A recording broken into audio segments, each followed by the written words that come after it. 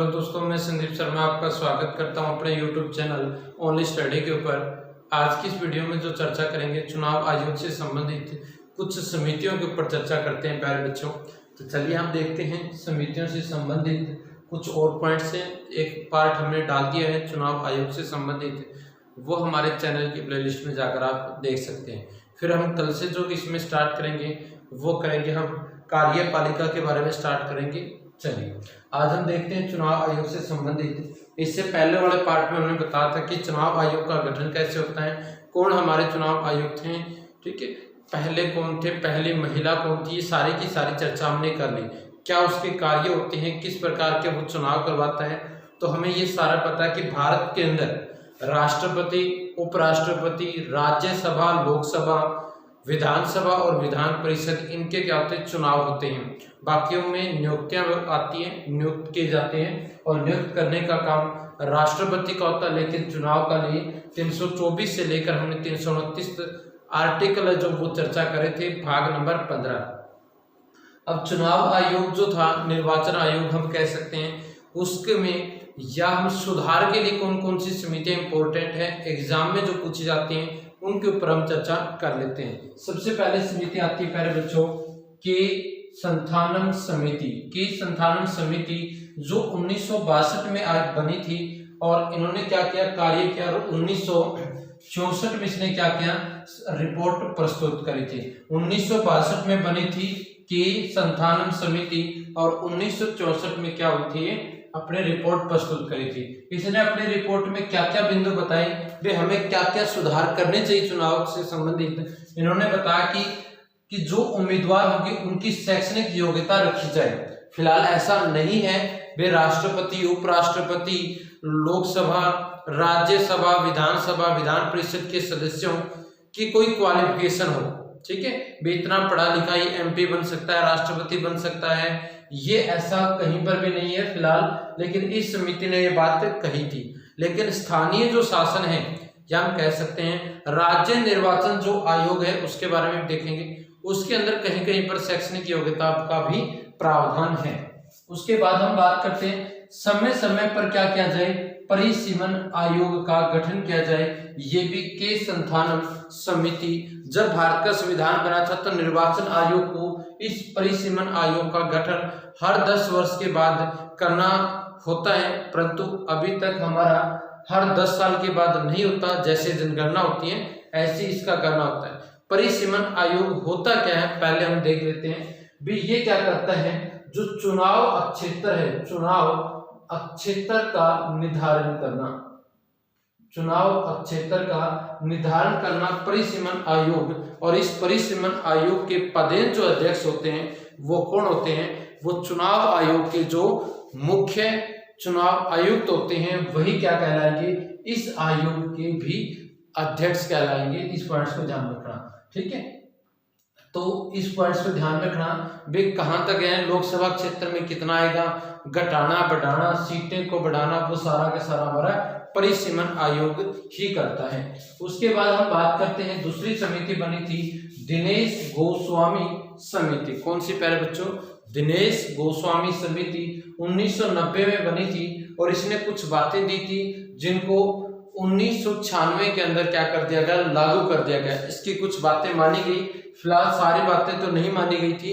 1996 में क्या कर दिया गया, बच्चों को लागू कर दिया गया। ऐसी कौन कौन सी बातें थी दिनेश गोस्वामी समिति की। इसने सबसे पहले कहा था कि राष्ट्रीय गौरव का यदि कोई अपमान करता है, जैसे राष्ट्रीय गान, राष्ट्रीय गीत या संविधान के प्रति कोई व्यक्ति दोषी करार हो जाता है, ठीक है, उसने कोई गलत कर दिया हमारे संविधान या संविधान से मूल जो चीजें हैं, तो वो क्या करेगा, 6 वर्ष तक चुनाव नहीं लड़ सकता।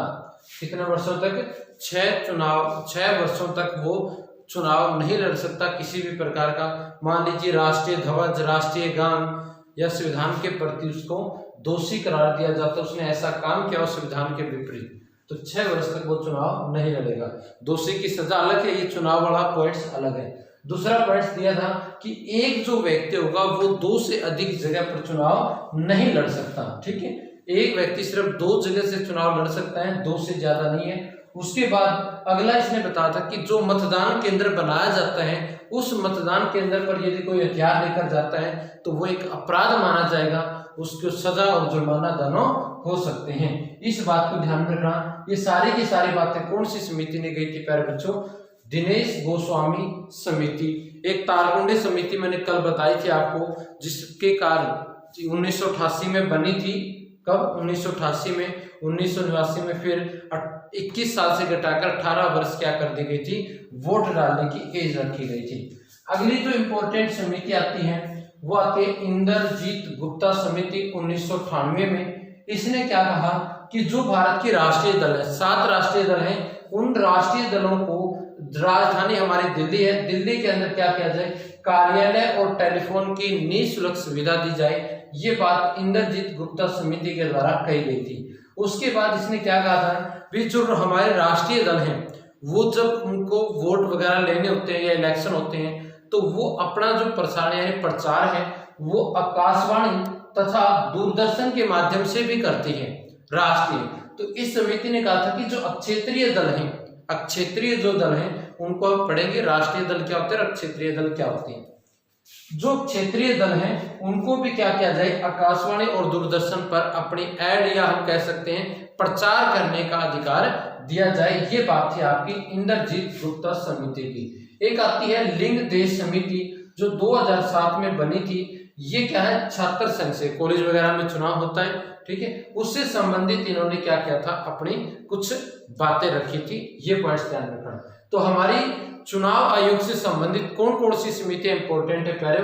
के संथानम समिति, दिनेश गोस्वामी समिति, इंद्रजीत गुप्ता समिति, तारकुंडे समिति और लिंग देह समिति। ये पांचों की 5 समितियां आपने ध्यान में रखनी है। एग्जाम में या तो इस समितियों का नाम देखकर पूछ लिया जाएगा किस आयोग से संबंधित है, इस टाइप के क्वेश्चन आपसे पूछे जाते हैं। चलिए कुछ बातें हम बात कर लेते हैं। ईवीएम यानी इलेक्ट्रॉनिक वोटिंग मशीन जो भारत में 1989 के अंदर आई थी, 1989 में, और भारत का पहला राज्य है 1999 जहां पर गोवा की विधानसभा के चुनाव हुए थे। फिलहाल इससे पहले भी हमारे हो चुके थे, 98 में भी हुए थे, कई राज्यों में हुए थे, लेकिन पूर्ण राज्य आपसे पूछा जाए वो कौन सा होगा? गोवा होगा, ठीक है। उसके बाद क्या था आपका 1997 में एक पॉइंट से राष्ट्रपति और उपराष्ट्रपति का जो चुनाव था उसमें भी परिवर्तन किया गया कि जो हमारे राष्ट्रपति का चुनाव होता है उसके लिए क्या होता है प्यारे बच्चों, इस बात को ध्यान से सुनना।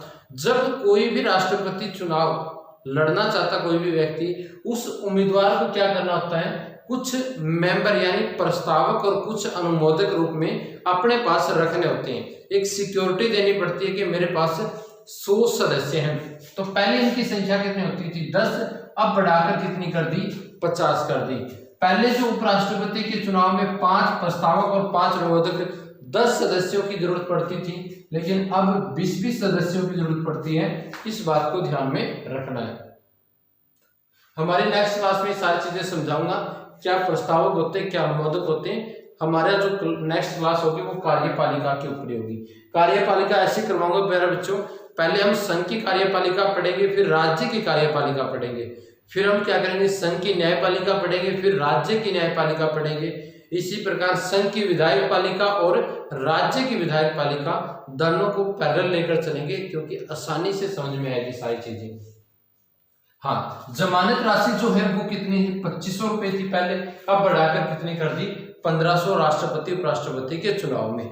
ये सारे के सारे जो परिवर्तन करता कौन करता है? चुनाव आयोग करता है। एक नोटा का प्रयोग किया गया था 2009 में, गुजारिश की गई थी सुप्रीम कोर्ट इसको लागू करे। सुप्रीम कोर्ट में केस गया था, नन ऑफ, जो इसमें से आपका नन ऑफ दिस, अब यानी इनके अंदर जितने भी जो हमारी ये मशीन होती है ईवीएम इलेक्ट्रॉनिक वोटिंग मशीन, ठीक है, तो इस मशीन के अंदर एक नोट का ऑप्शन दिया जाता है। हमें कोई भी राजनीतिक दल पसंद नहीं, हम किसी को नहीं चुनना चाहते, वो नन के ऊपर भी क्या कर सकते हैं? क्लिक कर सकते हैं। और सबसे पहले इसको छत्तीसगढ़ के अंदर 2013 में बनाया गया था, और मतलब लगाया गया था, ठीक है। और फिर सुप्रीम कोर्ट ने इसको, गुजारिश तो 2009 में की गई थी, फैसला कब आया था? 2013 में। लेकिन 2014 के जो लोकसभा के चुनाव हुए थे, लोकसभा के चुनाव, उसके अंदर भी क्या किया गया था, नोट का ऑप्शन डाला गया था, ठीक है। लेकिन सबसे पहला राज्य कौन सा है, वो छत्तीसगढ़ है। फिर आता है वीवीपीएटी, ठीक है, ये आपकी 2017 में लागू हुई थी, क्योंकि ईवीएम के अंदर जो आपका वोट डाला जाता है, ये नहीं पता चलता था कि हमने किस पार्टी को वोट डाला है, ठीक है, हमने किस कैंडिडेट को गया है, सही गया या हमारा वोट नहीं गया। अब वीवीपीटीएम जो होती है, पीएटी, इसके तहत हम पता लगा सकते हैं कि हमने कौन सी पार्टी को वोट डाला है। तो ये 2017 में हुई थी, ठीक है। आगे आता है राज्य निर्वाचन आयोग। राज्य निर्वाचन आयोग किसके चुनाव करता है, तभी स्थानीय शासन के चुनाव करवाता है, स्थानीय शासन के। और ये आपका कब लागू हुआ था, 73वां संविधान संशोधन 1992 में। इसमें जो मुख्य निर्वाचन आयुक्त होता है, कुछ अन्य निर्वाचन आयुक्त होते हैं, अलग अलग राज्यों का अलग अलग होता है, इसको हम पढ़ेंगे स्थानीय शासन के अंदर, ठीक है। और इसकी जो नियुक्तियां वगैरह करता है वो कौन करता है, राज्यपाल करता है। तो ये समितियां आपने ध्यान में रखनी है। पार्टियां हैं जो मैं आपको करवा दूंगा कि कौन सी क्षेत्रीय पार्टी होती है, कौन सी केंद्रीय पार्टी होती है। फिलहाल दोस्तों इस वीडियो में इतना ही है। वीडियो देखने के लिए बहुत बहुत धन्यवाद। कल से हमारी जो क्लास होगी वो संघ की कार्यपालिका, फिर हम करेंगे राज्य की कार्यपालिका, दोनों को पैरेलल लेकर चलेंगे। फिलहाल दोस्तों इस वीडियो में इतना ही। वीडियो देखने के लिए बहुत बहुत धन्यवाद।